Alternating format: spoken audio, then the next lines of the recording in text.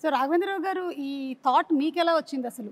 ఈ సినిమా ముందు యోధకుడు సుందరం ముందు వరుసగా 3 సినిమాలు ఫెయిల్ అయినాయి. ఒంటరి పోరాటం, రుద్రనేత, అగ్ని అయిపోయింది. రాఘవేంద్రరావు పని అయిపోయింది. నెక్స్ట్ సినిమాలు చేయడం. ఆ టైంలో దత్తు గారు ఒక లైన్ వినిపించారు.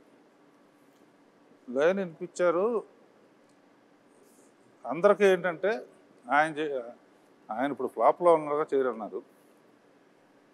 ఇండస్ట్రీలో చాలామంది అనుకున్నారు అప్పుడు.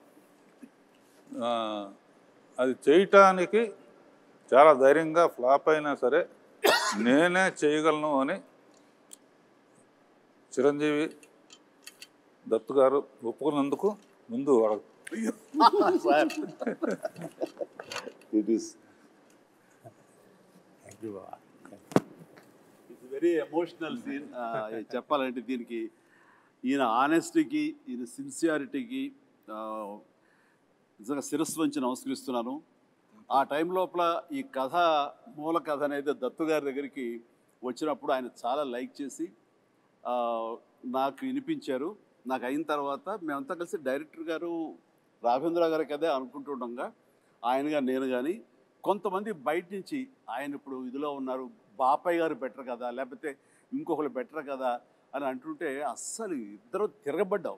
ఇలాంటి సలహాలు ఇవ్వకండి మీకు.